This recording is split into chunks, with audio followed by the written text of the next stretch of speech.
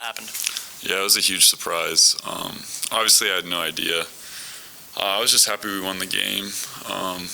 Everybody was hyped after that. It was a really good win. And then the coaches came in, we usually do, clap it up and then get in the huddle and talk about the game and stuff. And they had the envelopes, one for ice. And I think he said Roddy had one, even though they didn't even, I'm guessing the coaches wrote that in the coaches' locker room to set it up, which they did a really good job because I had no idea what they were, the whole thing was about. But Ice read his and was we're so proud that you're a Buckeye or whatever. I was oh, that's really nice. I'm surprised somebody got me one of those envelopes. And then I opened it up and it said, you're now on scholarship at Ohio State University. It was just a lot of exhilaration, happiness. All my teammates, you saw their reactions. So it was just a really special moment for me. And I was really glad I got to experience that in that fashion with my whole team. You saw how they all jumped me. So it was a really cool experience. So. Any conversations in particular stick out with you, maybe with coach or a teammate or your parents or anything like that after that moment? Immediately after the whole celebration with the team, I just remember hugging Coach Holtman and hugging Coach Diebler and just thanking them, and it was just really cool to be able to share that moment with them. And then my parents thankfully went to the game, and so I went out there. I didn't tell him straight up. I just gave him the envelope, and my dad opened it and read it, and his eyes lit up. And then my mom looked over his shoulder and read it, and she started tearing up and crying. So it was just a really cool experience to share with all my support system at the game, which was awesome. What does the scholarship do for you? How does that change your personal life, your personal situation? How does it help you? Helps me immensely. Going from, I was at scholarship at my prior school at the Citadel, and then kind of taking that leap into a walk-on position. I was really grateful for my parents, letting me be able to do that and, financially supporting that decision. And that was a decision that kind of weighed on me a little bit in the decision factor and, taking a walk-on role. And so now being able to be placed on scholarship, I'm just so thankful and grateful for it, and to be able to help my parents out so they don't have to pay anymore or help me pay for college. So that's nice. What went into the decision to ultimately walk on here? I'm sure that you had a lot of things you were trying to figure out at that point, but what was that decision process like, and why did you think this was the right place to be? Yeah, so basically where I was at, I was in the portal for a little while after my coaches got fired, and all of my other teammates were leaving, so I kind of lost the whole reason I was at the Citadel was because of the people I was surrounded by. And so when I was looking for a new place, it was really just the same things I was looking for as the people. I just wanted to surround myself with great people that would support me and wanted what's best for me. And when I was talking to schools, Division II schools and stuff, I wasn't really finding what I was looking for. And then Coach Nettie called me and gave me that opportunity to come back home. I really want to be closer to home and then obviously play for the Ohio State University. That's a dream come true. So ultimately I just ran it by my parents, and they were well, obviously you're the most excited about this, so let's do it. And so that was wraps. Coach Holtman said that you not only give them something in practice playing as a scout team center, but if they need you to win a game, you could step in and play at this Big Ten level. How comfortable do you feel if that were to happen, and how have you embraced that role of kind of the practice guy, giving them the right looks there? Yeah, that's something we talked to almost on the first day of me coming up here. That's a role that I'm very comfortable in. I've always known that'd be my role when stepping into this program. I know how important it is to be a great teammate, and that's one of our core values in there in the locker room. That's something I really try and embrace as a walk-on, but also knowing, if Zed goes down, if Felix goes down, if some situation arises, I could, step on the court and play.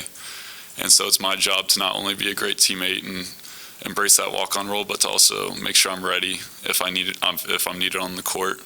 So, practicing and getting in workouts and stuff, so I'm ready if that situation ever arises. Roddy was talking about staying ready, but that's obviously a different situation. He was playing, and how do you mentally stay involved, invested, when more often than not you're going to just sit on the bench? I mean, no offense, but how do you stay as invested in a team when the role isn't the role that everyone sees every day, I guess? Yeah, I think maybe that's harder for some people. For me as an individual, I just love being a part of a team, especially this team. We're a family. And so practice, I don't see practice just it's just another practice. I have to get through this. I view it as okay, if I come ready to play and I push Zed and I push Felix, that could be the difference in us winning a game or not. So I kind of view it more as I feel like practice matters a lot to me. So I view it in that sense. I don't know if that answered the question. Yeah. Roddy saying you're one of the funniest people he knows. I don't know. I'm surprised. A lot of people think I'm funny. I don't know if I'm the funniest guy ever, but I guess that's how they perceive me. It's all good and well. You talk about family and team and how much you value those relationships. The times that I've gotten to watch some practice, you take a beating. What allows you to keep getting up and doing that and going through that, knowing that it's probably not going to result in playing time that most people are going to see? How physical has the beating been, and what is it like putting up with that on a daily basis? Yeah, I mean, it's something I embrace. I mean, I feel like even if I wasn't going against Zed and Felix, even if I was back at a smaller Division I school, it's just my play style. I really like to just be very physical and rebound, and that's part of basketball I enjoy, honestly, is just the physicality of it. Take some anger out, whether it's through school or whatever, just through basketball. So I enjoy that, and then my body holds up, because of all the stuff we go through with Q and the strength training and the training room and all that stuff. It's just they make sure our bodies can take that kind of thing. So yeah. You mentioned Ohio State being a dream type of situation for you. Where you grew up, there could be a lot of different college schools you might be interested in. What was your familiarity with Ohio State basketball growing up? Yeah, I knew it pretty well. A lot of my friends at school were diehard Ohio State fans. I grew up very familiar with Ohio State. Went to some games with my friend. So I was pretty familiar with Ohio State University in basketball, yeah. A side in the crosstown shootout? Growing up, I was always on the Xavier side. It was unpopular among my friends. They were all Bearcat fans, but me and my friend Max were big Xavier fans. Owen, what did your time at the Citadel shape you as a player, and what did you take away from that experience? It was a wild experience. I'm very grateful for having went there, and just, if anything, the biggest thing I drew from there is just the mental strength and the mental adversity I had to overcome, just being in that military setting, having to juggle my military obligations and my academic obligations and Division I basketball player obligations. It just helped me a lot with structuring my life, time management wise, and just being able to get through hard things. I think that's the biggest thing I took from it. Yeah, how much different is college at Ohio State versus college at the Citadel? I don't think I could put it into words how different it is, honestly. That was probably the biggest adjustment going from there to here, was just the freedom you have as being a normal college student. Your day's not structured from when you wake up to when you go to bed. So that was probably the biggest difference that I had to adjust. But thankfully I got here in June, so I had a full summer to adjust to that. So that was good. Owen, how did Duke this year compare to Duke last year?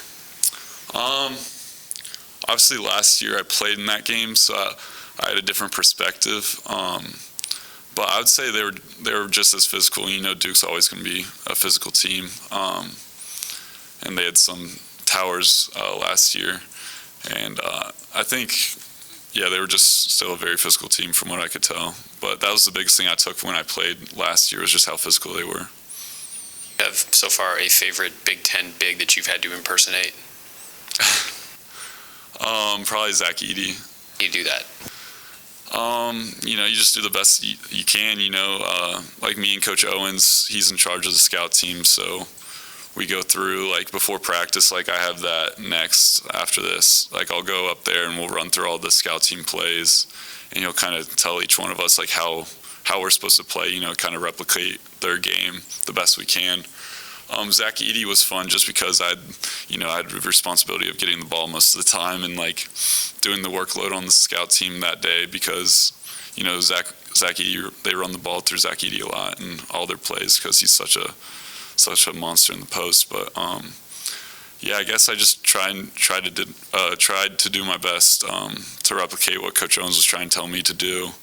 You know, whether that was force the double and then pass it out on the perimeter, or just go super hard to the glass. You know, use my left shoulder, right hook. You know, just do whatever they were kind of telling me to do. But yeah. Oh, and you said it was sort of a dream to be able to come here. What's been sort of your favorite memory on or off the court since you've gotten here? Well, now my favorite memory is definitely getting that scholarship in the locker room. But before that, honestly, my favorite memories have been just like with the team, whether it's like summer workouts, especially like grinding like on Friday, 6 a.m. You know, you grow together a lot through those experiences, whether it was we were doing, you know, sandbag lunges with like 50-pound sandbags on our back around the shot, or, you know, going to the stadium running at 6 a.m. Like, in the moment, that was like terrible. Like, you don't enjoy that, but looking back, is like we got so much closer to those things. So I really appreciate those training sessions. And then you've been one of the guys, no matter who it is, just sort of having that energy on the bench. I'm just curious, where does that come from, just to be able to celebrate a guy's bucket after every single possession? I just love my teammates, and I really love to win. So, you know, with the role I have, I really just want to do whatever I can to help us win, whether that's motivate them, you know, pick them back up if they have a bad play. You know, you can't focus on missing a shot. You got to get back on defense. So if I can, you know, get up and like tell them like, hey, let's go. You got to get back, or like just encourage them or do whatever I can to help us win. That's why I like doing that so much. Last thing, biology major, right? Mm. Still want to be a heart surgeon? Yes, sir. Where did that come from? I think it stems from my mom's OB nurse. So I grew up going to the hospital with her when my dad was at work, and I kind of just hung out in the break room, you know, talked to all of her nurse friends and stuff. And then also in high school, I went to, I had applied for a special field trip, and I got to watch an open heart surgery. And that's where I really found out that I wanted to do that. That's like I always wanted to do either like a surgery or architecture. And then when I went and watched the open heart surgery, I was like, yeah, I'm doing that. So. Awesome.